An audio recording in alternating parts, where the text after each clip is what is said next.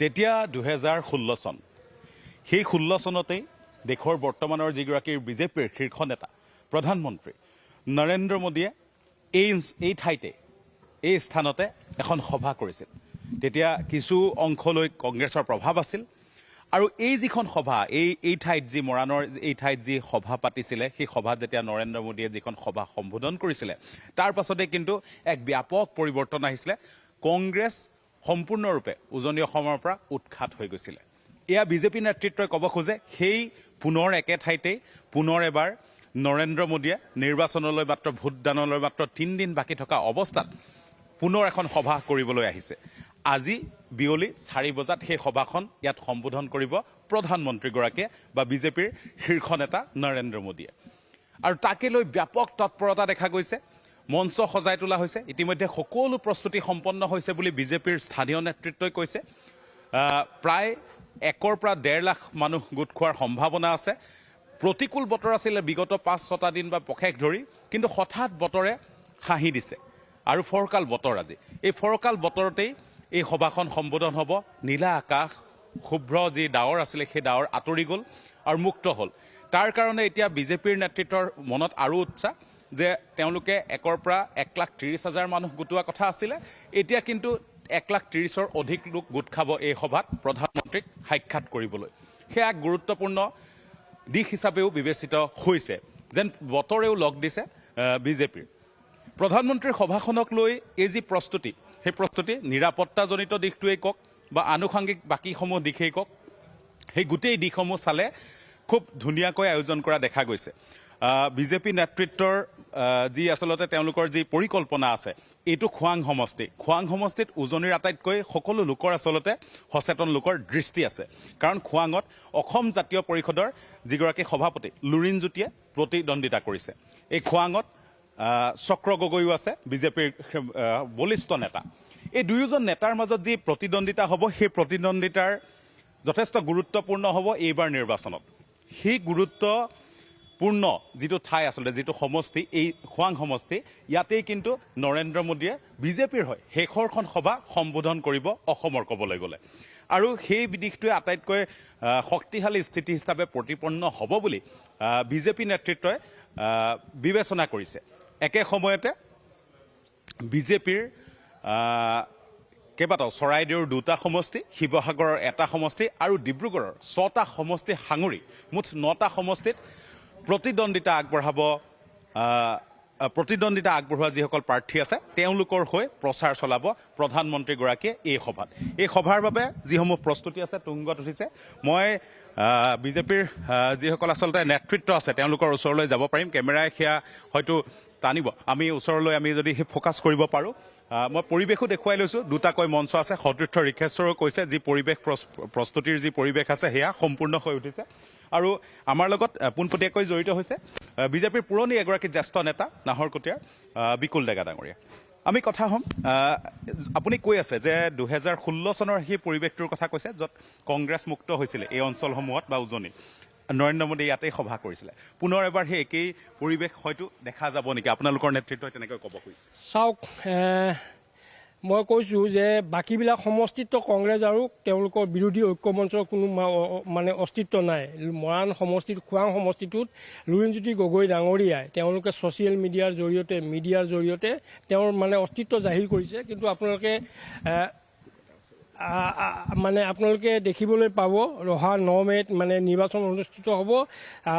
9 এপ্ৰিল তাৰিখে মানে নিৰ্বাচন হ'ব। 4 মে' তাৰিখে ইয়াৰ ফলাফল ঘোষণা হ'ব।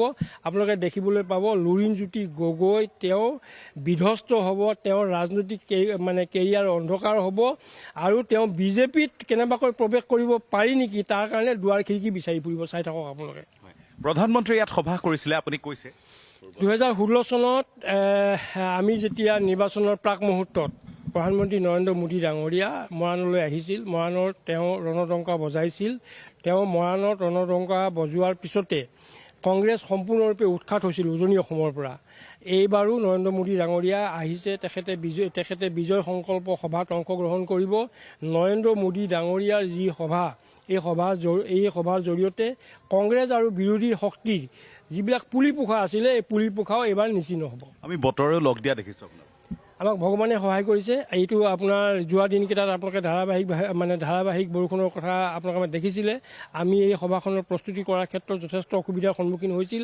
আজি পুৱা শুই উঠিয়েই সূৰ্য দেৱতাৰ মুখখন দেখি মনটো ভাল লাগিছে। আমি যি লক্ষ্যৰে আগবাঢ়িছিলোঁ 1,30,000 মানুহ গোটোৱাৰ আমি ইয়াত লক্ষ্য আমি লৈছিলোঁ। তাৰ কাৰণে বিভিন্ন সমষ্টিত 9টা সমষ্টিত একেবাৰে তৃণমূল পৰ্যায়ত আমাৰ দলীয় কাৰ্যকৰ্তাসকলে কাম কৰি আছে। বাছ, অটো, অন্যান্য গাড়ীৰ জৰিয়তে ব্যক্তিগত বাহনৰ জৰিয়তেও অহাৰ কাৰণে আপোনাৰ প্ৰস্তুতি চলাইছে। আৰু আমি ভাবিছোঁ 1,30,000 যি লক্ষ্য আছিলে সেই লক্ষ্য আমি অতিক্ৰম কৰিব পাৰিম। এই আছিল বিকুল ডেকা, এগৰাকী বলিষ্ঠ নেতা। আমি বহু পূৰ্বৰ পৰা বিজেপিত দেখি আছোঁ। বিকুল ডেকাই কৈছে যে এইখিনি সময়ত যদি আমি চাওঁ, পূৰ্বৰ যিটো কথা আছিলে, প্ৰধানমন্ত্ৰী নৰেন্দ্ৰ মোদীয়ে 2016 চনত যিখন সভা কৰিছিলে সেই সভাৰ পাছত উজনি অসমৰ পৰা কংগ্ৰেছ মুক্ত হৈছিলে উজনি অসম। এইবাৰো সেই অনুৰূপ ধৰণে এইবাৰ অৱশ্যে কংগ্ৰেছৰ সেই যি বলিষ্ঠ আচলতে নেতৃত্ব আছিলে বহুত দীঘলীয়া, সেই দীঘলীয়া নেতৃত্বৰ এতিয়া কিছু অৱসান ঘটিছে বুলিয়েই ক'ব লাগিব। কাৰণ কংগ্ৰেছৰ সেই সবল স্থিতি বৰ্তমান নাই ৰাজ্যত। কোনো সমষ্টিত তেওঁলোকে প্ৰাৰ্থীয়ে দিব পৰা নাই, তেনেকুৱা ধৰণৰ এটা স্থিতি আহিছে। ডিব্ৰুগড়ৰ দৰে সমষ্টিত তেওঁলোকে এখন মুখ বিচাৰি উলিয়াব নোৱাৰা এটা দুৰ্ভাগ্যজনক স্থিতি বুলি বিবেচনা কৰিছে বহুজন লোকে। তেনে সময়তে এইবাৰ এই মৰাণ সমষ্টিত লুৰিণজ্যোতি গগৈৰ নাম যথেষ্ট চৰ্চাত আছে। মৰাণ ক্ষমা কৰিব, একেই মৰাণ আৰু এইবাৰ খোৱাং সমষ্টি হ'ল। খোৱাং সমষ্টিত লুৰিণজ্যোতি গগৈৰ নাম যথেষ্ট চৰ্চাত আছে। সেই লুৰিণজ্যোতি গগৈয়ে এইবাৰ ইয়াত পৰাজয় বৰণ কৰিব বুলি বিকুল ডেকাই কৈছে বা বিজেপি নেতৃত্বই কৈছে। আৰু তাৰ পাছতে লুৰিণজ্যোতি গগৈয়ে হয়তো বিজেপিলৈ যাবলৈ দুৱাৰ খিৰিকী বিচাৰি ফুৰিব বুলি তেওঁলোকে ক'ব খুজিছে। এইখিনি তেওঁলোকৰ মুখৰ কথা। কিন্তু আগন্তুক নিৰ্বাচনত অৱশ্যে দেখা যাব খোৱাঙৰ ৰাইজে কেনেধৰণে কি বিবেচনা কৰে। তেওঁলোকৰ বিবেকবোধ, তেওঁলোকৰ যিসমূহ আচলতে চৰকাৰৰ পৰা বিচাৰে বা চৰকাৰী গোটেই ব্যৱস্থাটোৰ পৰা বিচাৰে, সেয়া তেওঁলোকে পাইছিলে নে নাই পোৱা বিগত সময়ছোৱাত।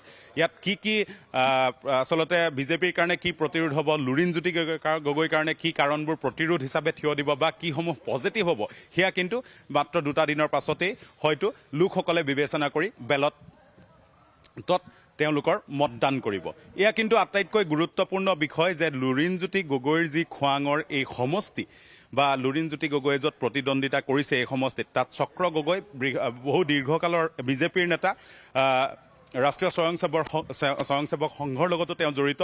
সেই এজন ব্যক্তিৰ আচলতে বলিষ্ঠ নেতৃত্বক লুৰিণজ্যোতি গগৈয়ে কেনেধৰণে প্ৰভাৱ পেলাব বা মৰাণৰ বা খোৱাঙৰ ৰাইজে কেনেধৰণে সেইসমূহ দিশ বিবেচিত কৰিব, নৰেন্দ্ৰ মোদীৰ এই সভাখনে যথেষ্ট প্ৰভাৱ পেলাব বুলি বিজেপি নেতৃত্বই ধাৰণা কৰিছে।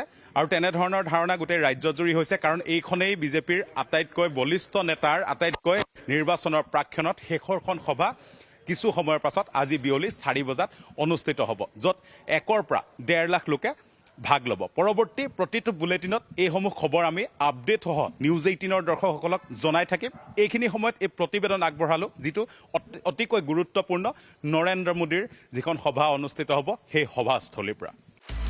আপুনি বিচৰা বাতৰি পাব কেৱল নিউজ 18 এপত। নিউজ 18 এপ ডাউনলোড কৰিবলৈ স্কেন কৰক এই QR কোড। গুগল প্লে ষ্টৰতো পাব এই নিউজ 18 এপ।